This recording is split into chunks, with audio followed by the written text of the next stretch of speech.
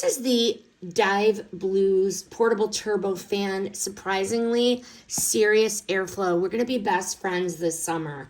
The speed control goes from 1 to 100. You just adjust it here on the side.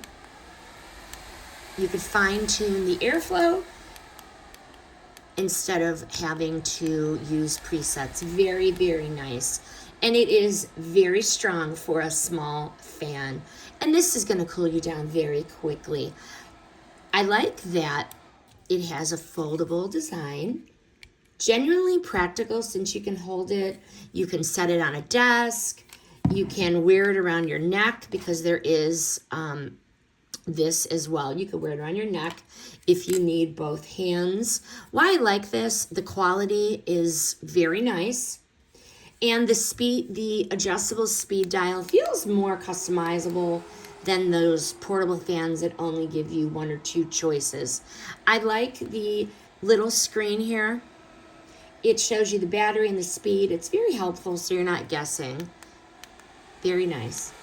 And I like the USB-C charging. Keeps things simple because, you know, you can use the same cable typically with your phone.